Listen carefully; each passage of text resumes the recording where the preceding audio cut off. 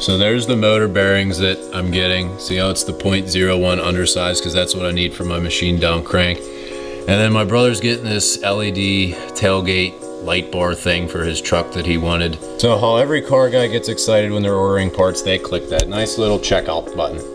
Back up and hold it. See me sitting at the computer. Can you see the computer screen and me? Yep. Yes? Yep. Why is it zooming in? Because you're hitting the top. Give me it back. It ain't zoomed in. Yeah, that thing moved in. You can see the computer and me. Check out. Oh man, I can't wait for my car parts. Oh, wow.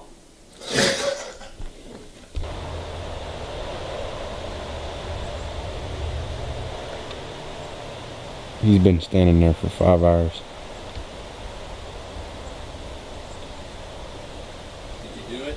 Yeah. Did you say it? Yeah. Did you say it loud enough? Yeah. Or did you say it just like that? Yeah. I don't know. Say it like that. No. Yo, I think the UPS truck just came in.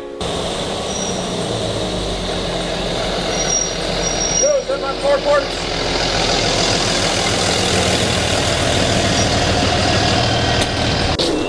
What's going on? How's it going? Good.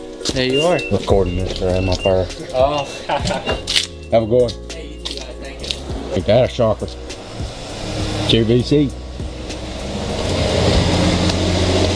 Still going. Dude, same day delivery. Oh man, this is for you, Mom. I don't know. I thought it was same day delivery. That would have been something. Give me. I'm mad now. Got my hopes up. 3 days later.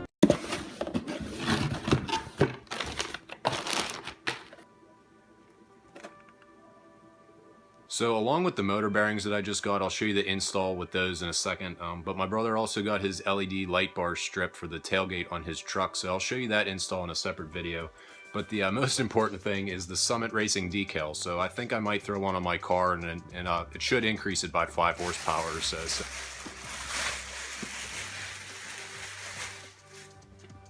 Right now we're replacing the main bearings on the Ford 460. This is actually the first video that I'm doing for my channel on this motor. We left the pistons in it, so that's why we put these hoses underneath the bolts that were on it, so we didn't scratch it when we were pulling out the crank, because that's the crank down there.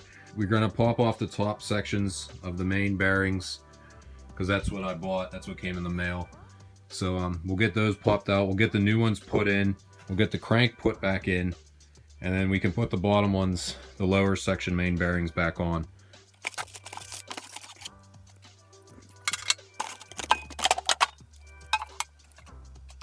So I actually have one of the bottom main bearings out, and if you can see that copper color to it, that means it's wore down, so I knew I needed to get new ones. So I'll show you a comparison between one of the original ones out of the motor and then to one of the new ones. And when I was tearing it down, I actually realized that these bearings were 0.01 undersized, because there's different sizes for it depending if your crank was machined down or not. They used undersized bearings if they machined the crank, and then they used oversized bearings if they machined the block. This is a factory Ford rebuilt motor, so the crank was actually machined down, so I needed to get undersized bearings. So I'll show you a comparison between these bearings and then the new ones, and then we'll get to putting them in. Alright, so to start the removal, we're using a drift pin and a small hammer to start the rotation on the bearings for easier removal.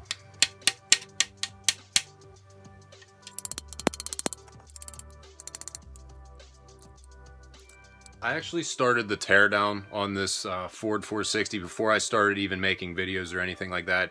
And it for surely didn't look like this, because it had a really bad oil leak. So I'll actually put up a side-by-side of what the motor looks like now and what it looked like when I pulled it out of the truck, just so you can get a general idea of what I've done to it since I started making videos.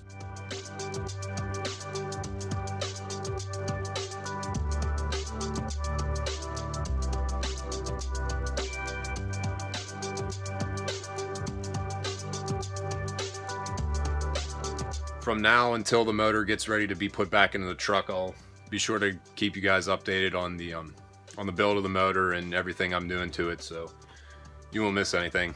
With the removal of the upper main bearings, we can start the installation of the new ones. And where the oil leak was, it was actually because of this gasket right here. I'm not sure if you can see it, but there's a really bad crack in it almost all the way around. I'll show you better when we pull it out, but that was the culprit for our bad oil leak.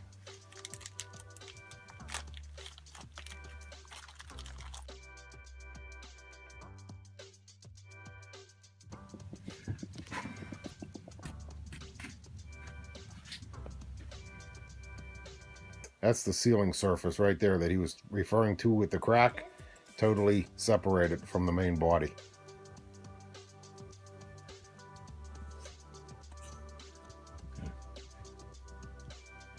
Don't you coat the whole thing? No, it's already done in there. See, so it'll come right up out of there. There you go. You spread it on the surface. When you drop your crank in there.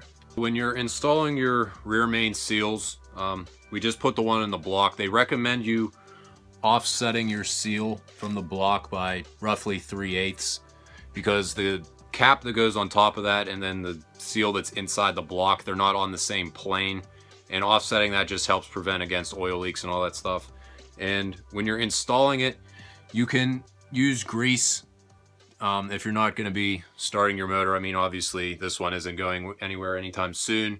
They recommend you using grease, but if you're going to be starting it within a few days, you can use oil. When you're going to start installing your bearings, you want to check your block, and you'll see there's a little notch right there, and then in your bearing there's also a little notch in the bearing. So when you go to put it in, you want to make sure your notches line up to make sure you're putting it in the right direction. And yes, if not sure if you saw it, but I cut my finger earlier today and I wrapped it up in a piece of electric tape. So that's what that is.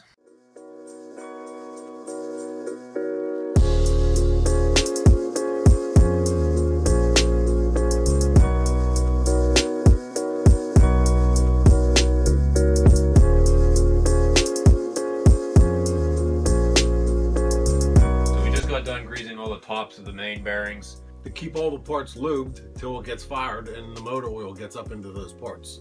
We're getting ready to put the crank back in.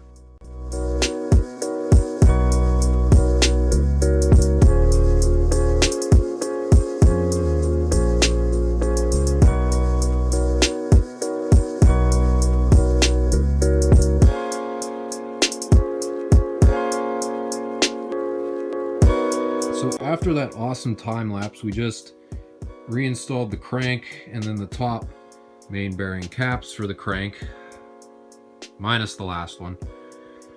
So we got the upper bearings installed and the lower bearings. They're all greased. So the next thing I need to do is, now I can't on this one, so I'm gonna grease the silver part of the crank. I'm gonna try to get my hand down in there and grease the, like this is a good one to see. I'm gonna grease the bearings for the piston rods that ride on the crank, just for better protection.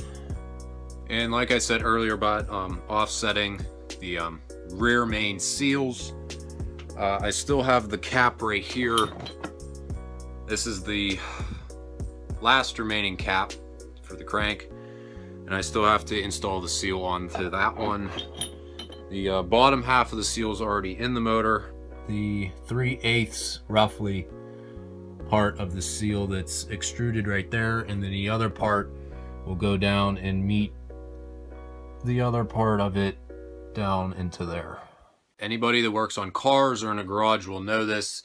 You spend roughly about half of your time looking for either your parts or your tools that you know you just had in your hand a second ago, but you seem to misplace and can't find it. That's exactly what I did, because it is sitting right on top of the shop vac. Because there's the other half of the seal that I've been looking for about 5 minutes. Now, some of you might be asking what I'm using to grease up the bearings and some of the parts. You can just use a general motor assembly grease. My dad had this on a shelf back there, and it's probably like 30 years old. So I really have no idea how old this thing is. But yeah, any type of motor assembly grease should work fine. We have one main bearing cap left, one bearing left, and then the other half of the rear main seal.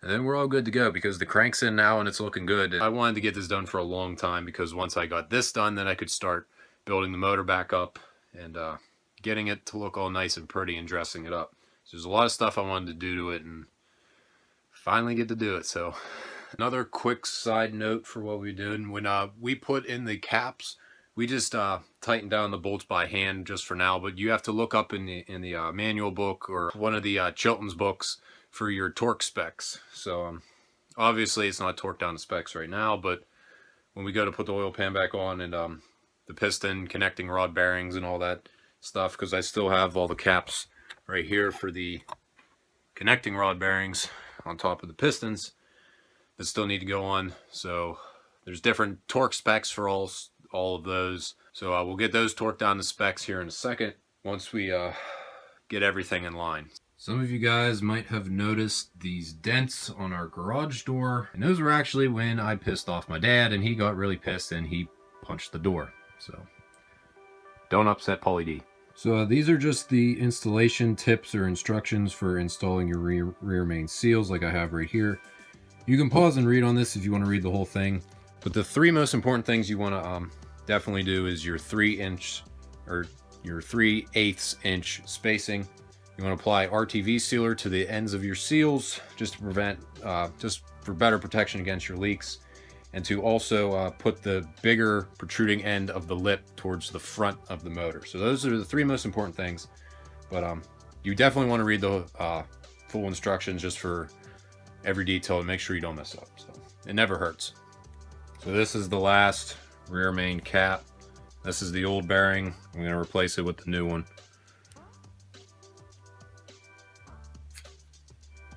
So I was talking about lining up the notches. You want to get it centered and just push it down in. Make sure it's even on both sides. And you're good to install it. Then you also, since it's the rear main, you would need to replace the last part of the seal as well. So taking out the old rear main seal now. Where's the pliers?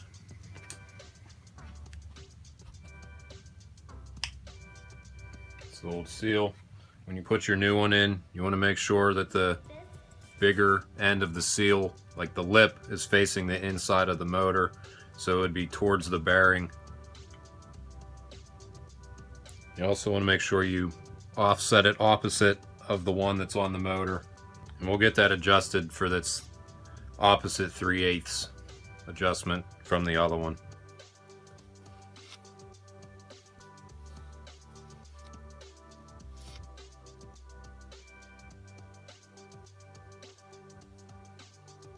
It's Permatex RTV black silicone for sealing the two halves of the rear seal together. Add some to each end before assembly. And a little bit on the face. That'll stop any oil leaks.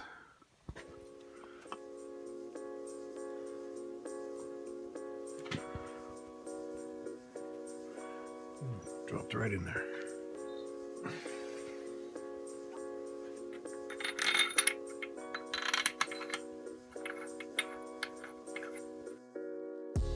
One of the last steps is putting the connecting rod bearings, the caps back on. So this is 1, 2, 3, 4. We're doing 5 because it's the closest one to the top right now. And we marked all of them, so we'll get number 5 ready. And pull off the hoses.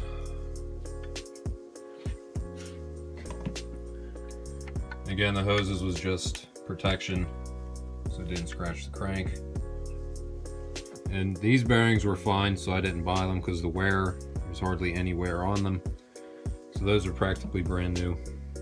I drew an arrow, which means to the front of the motor.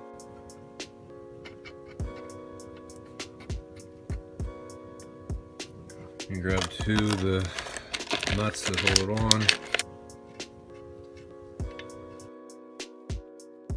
So all the connecting rod caps are back on, and all that's left is we got to torque everything to spec, which is the main caps and the connecting rod caps. So once all those are torqued to spec, it can put the oil pump back on, then the oil pan, and then can build the rest of the motor. So we're all done for tonight.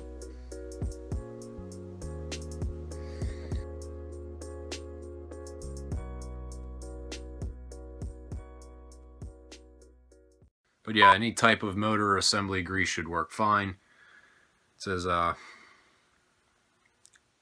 lubricate. I don't know what the fuck I'm saying. Hurry up. I did it. What? It's on. Record me. Oh. And my brother ended up wanting this Summit LED tailgate bar for his truck. Can you talk any slower? Oh my God, redo that. Redo that? Yeah, you talk way too slow.